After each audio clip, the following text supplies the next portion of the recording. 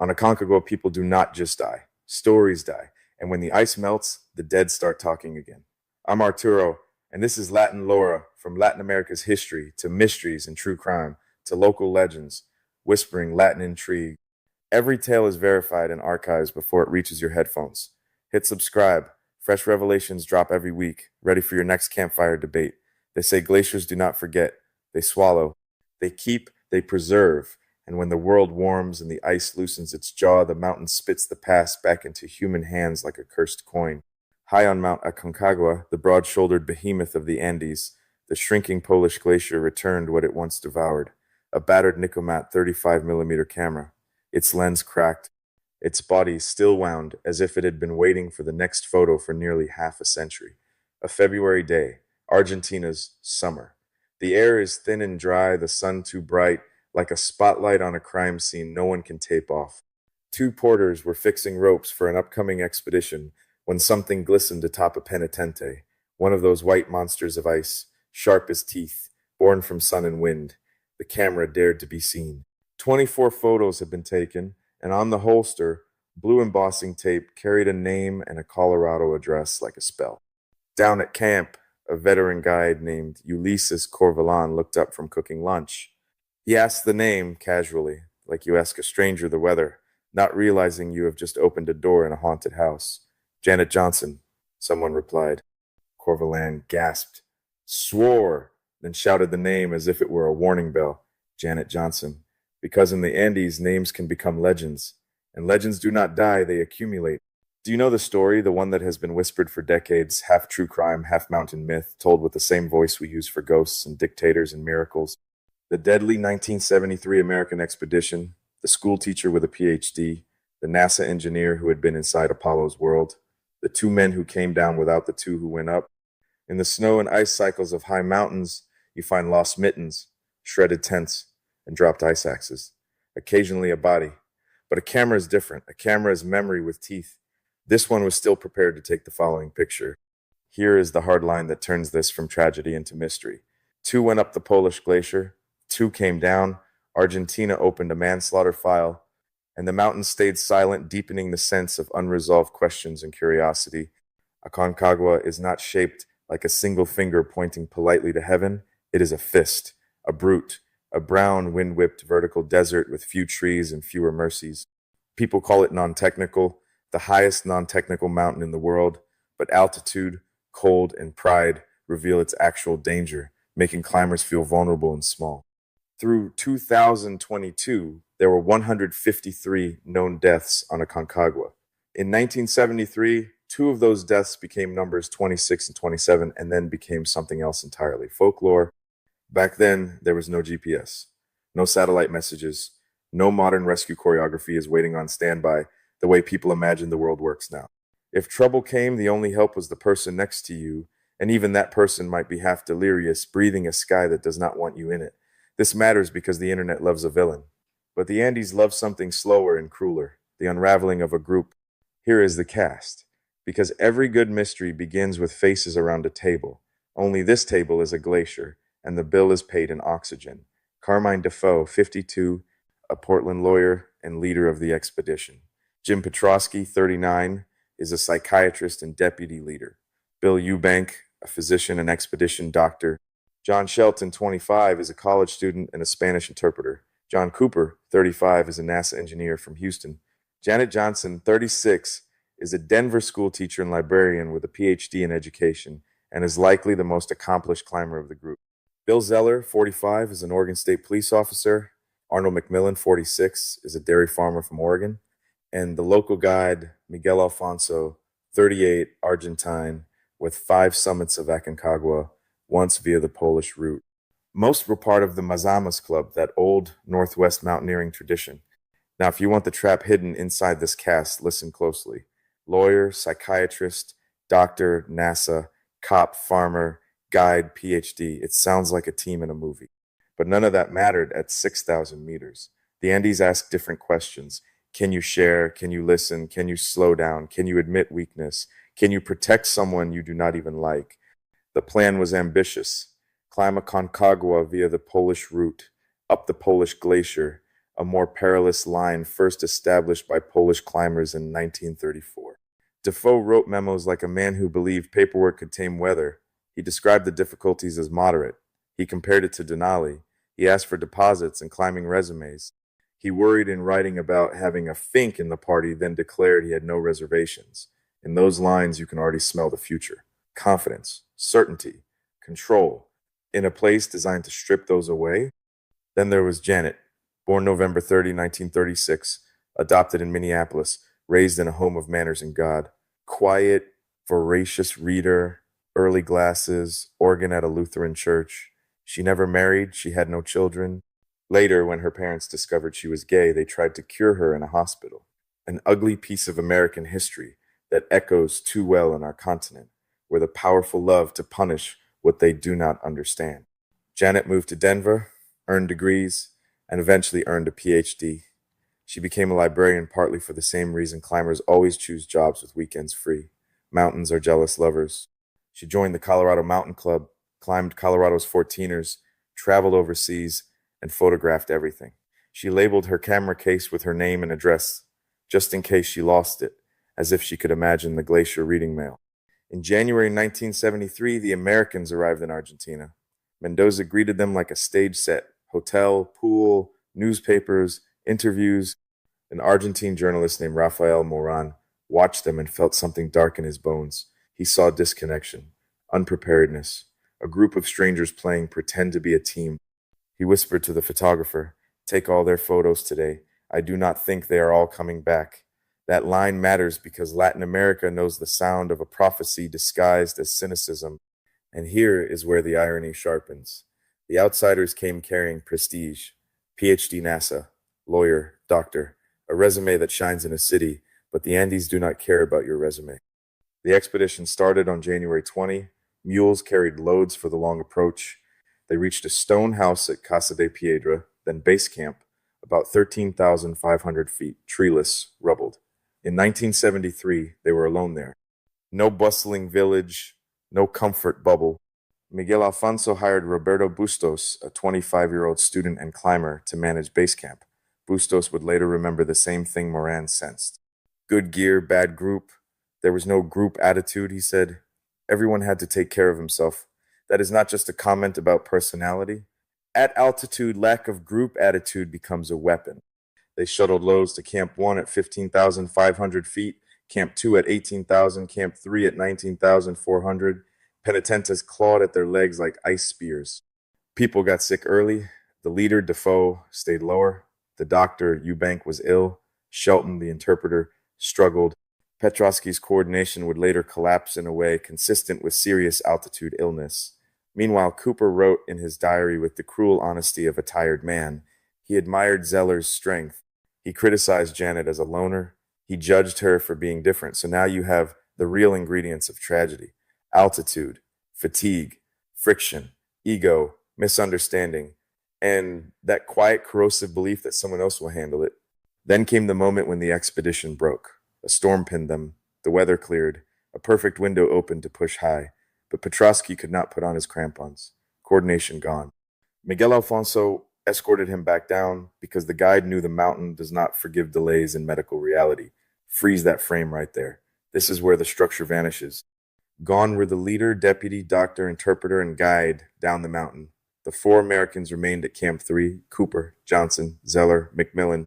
None had been that high before. They barely knew one another, and they stared up at the Polish Glacier like it was a wall built by gods. They left most gear behind to push light. No sleeping bags. Just reflective space blankets, ice axes, crampons, light packs, and the belief that competence could substitute for preparation.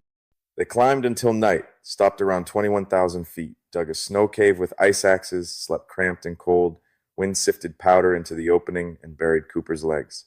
Johnson dug him out before sunrise, and at sunrise, Cooper said, "I am going down. Let that land." This is where the true crime energy enters, not because of blood, but because of a decision. Zeller and McMillan later said they were not concerned about letting him descend alone. He seemed alert, capable, not far from camp, but the mountain is not measured and not far. It is measured in one mistake. Cooper went alone. Silence. He never made it. Cooper died on the glacier. Not long after, Janet Johnson did too. And now the part where people stop asking what happened and start asking who did it. Zeller and McMillan, a police officer and a dairy farmer, became the last to see Cooper and Johnson alive. They gave detailed accounts that were also contradictory. But altitude makes memory slippery. Hallucinations are common, contradictions appear like cracks in ice, and the public rushes to pour meaning into them. After Cooper descended alone, Zeller, McMillan, and Johnson continued upward. They reached the top of the glacier, where it meets the ridge to the summit. Darkness came again, snow waist deep. They took turns breaking trail. Then they turned, and Johnson was not there. They searched, called. No answer. Then a faint voice. "My name's Janet Johnson. My name's Janet Johnson." They found her about 100 feet off the trail, lying in the snow. Reported survivor accounts say she begged them to leave her. Here, accounts diverge. One version says they camped together that night. Another says McMillan went ahead and slept alone. What converges again is this. In the morning, Johnson could not stand. Her hands were swollen and dark. They tried to anchor her upright and let her back down. Then comes another break point. They fired a flare around 7 in the morning. No response. And here comes the fatal choice. They decided McMillan should descend alone for help while Zeller stayed with Johnson. McMillan later described losing his ice axe and sliding about 1,000 feet head first. He described hallucinations, dead mules, a dead soldier. Later, he realized the dead soldier was Cooper. Zeller later admitted to hallucinations too. Construction trucks near the summit, phantom voices. This is what thin air does. It replaces reality with whatever your brain can invent to survive. At some point, Zeller continued alone toward Camp 3. Along the way, he found Cooper dead, frozen. He later said Johnson seemed able to follow after catching her breath. So he went to Camp 3 to set up the tent. She never arrived. And then, the detail that ignites fury like gasoline. The next morning, Zeller and McMillan went down the mountain without her. This is the moment your stomach turns, because the question becomes brutal and straightforward. How did two men leave a woman behind at 6,000 meters? How did two return when 4 went up?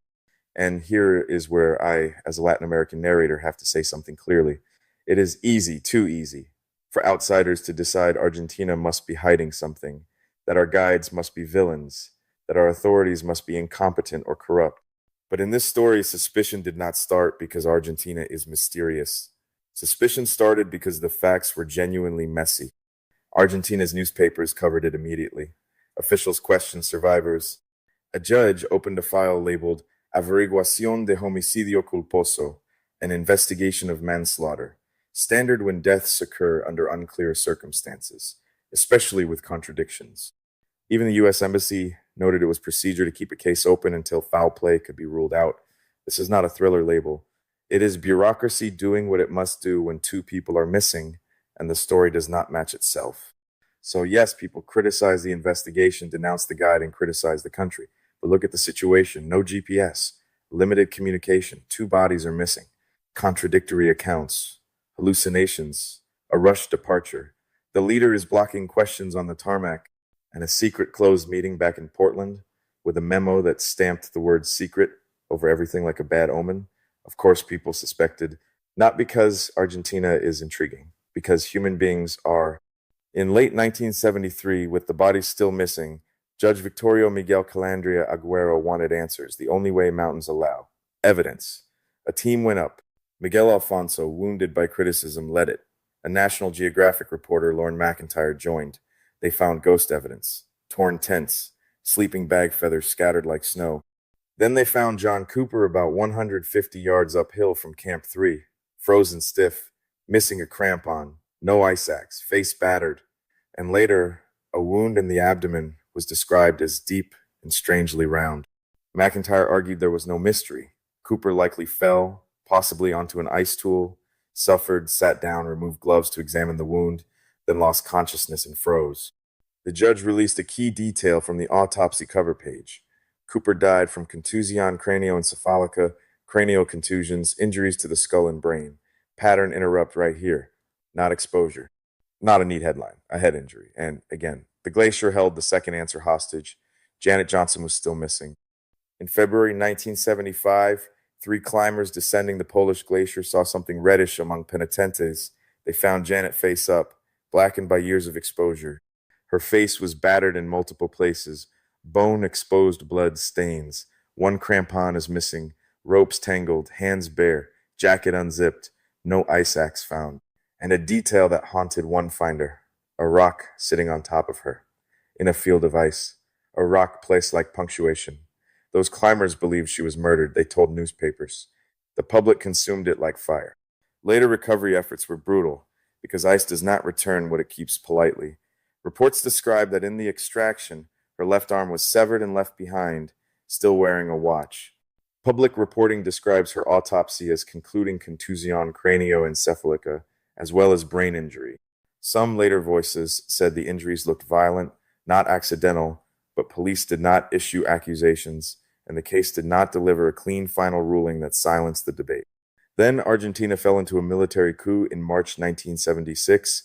The nation was turned inside out, thousands disappeared, and the mountain mystery, small compared to national terror, froze into folklore.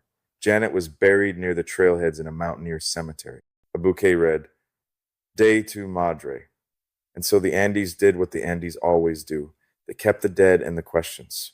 And now we return to the camera, because objects sometimes carry the part of the story people cannot say out loud. In February 2020, the glacier shifted and shrank, and Janet's nickelmat emerged like a message in a bottle, then her severed arm in a red sleeve, then a knapsack, then film canisters. Her sister, elderly now, said yes. Develop the film, find out everything, please. In a small lab in Saskatchewan, technicians opened the camera under infrared light and processed film that had been entombed at a depth of 20,000 feet for decades. The film survived because of cold preservation in the dry Andes, and when the images appeared, they were beautiful, haunting, mountains and people, penitentes, camps, the slow labor of acclimatization. Janet, smiling in glacier glasses, ice axe in hand, pack on her back. The roll inside the camera held 24 photos. The light shifts through the frames like a countdown. Afternoon shadows lengthen. Footprints dent soft snow. One climber sits downhill on the glacier. And then nothing more. The photos do not show a murder. They do not show an accident. They do not show a confession. They show something more painful. Clarity right up to the edge of darkness. Because if Janet was oxygen starved, she still composed her shots. If she was afraid, she still focused the lens. The last frame does not scream, it simply stops. And that is why the camera went viral. The final photo should be the answer. But sometimes it is just a period at the end of a sentence we will never finish. So what do we do with this story? Here's my truth, told from our side of the hemisphere, under our sky. Yes, there are suspicious elements, contradictory accounts, missing tools, a wound so strange it invites wild theories, decisions that feel unforgivable. And yes, there were rumors, because this is what humans do when the facts are jagged and incomplete. We build a smooth story we can hold in our hands. But the more complicated truth, the one that does not sell as easily, is this. The expedition was already broken before the glacier. It was a group of accomplished people who were not a cohesive climbing team. They had diversity of careers, yes, but also diversity of conditioning, commitment, courage, ethics, and competence at altitude.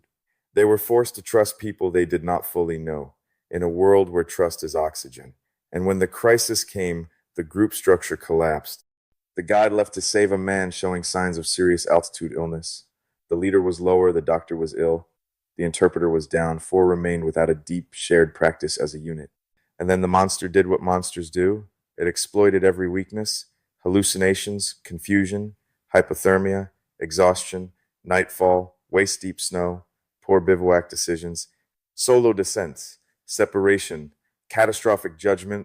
If there was a killer on that glacier, it may have been overconfidence. The belief that success in one world means mastery in another. The belief that a NASA badge, a Ph.D., or a uniform can substitute for mountain wisdom. Now, about the investigation, because I promised you a Latin American perspective that defends sovereignty without pretending we are perfect. Argentina's authorities had reason to question. 2 deaths, missing bodies, accounts not matching. Survivors are leaving quickly legal obligation to rule out negligence or worse. Opening a manslaughter inquiry was not melodrama. It was a procedure and, frankly, a responsibility. Could the process have been imperfect? Of course. Mountains delay, evidence memories warp. Media inflames, international pressure distorts. But the fact that Argentina kept searching, that recoveries were attempted, that autopsies were performed, that official files remained open, this is not the behavior of a country trying to bury the truth. It is the behavior of a country trying to hold the truth with numb fingers in a blizzard. So here is the irony that stings the tongue. Outsiders came to the Andes expecting to conquer. And when tragedy struck, everyone wanted the Andes to behave like a courtroom. But Aconcagua is not a courtroom. It is a mirror. It reflects what we bring: ego, fear, prejudice, ambition, loneliness, the hunger to prove something to a parent, to a nation, to ourselves. Janet may have been trying to prove that a gay woman could be brilliant, strong, and unstoppable. John Cooper may have been chasing the same frontier feeling that took him from storms and forests to Apollo. Zeller and Macmillan, dismissed by some as just a cop and just a dairy farmer, may have been tougher than anyone expected and still not tough enough to outthink thin air and panic. And the camera reminds us that history is not neat. It is a series of frames with missing pieces between them. The glacier gave us the lens. It did not give us the verdict. So the legend continues, not because Latin America needs mystery, but because humans do, and because mountains, like empires, leave survivors to argue. And if you ask me what lesson burns brightest, it is not murder or conspiracy. It is this: some missions require teamwork the way lungs require air. And where teamwork fails, danger is welcomed like an old friend. Aconcagua did not need a villain. It only required a group that was not ready to be a group. And in that truth, ugly, human, and honest, there is also a strange kind of dignity. A refusal to blame a whole country when the real crime may have been pride, fragmentation, and the thin, indifferent sky. Muchas gracias. Thanks for trekking the hidden trails of Latin America with me. If tonight's story unsettled you, subscribe and ring the bell, because Latin America's darkest stories are far from over.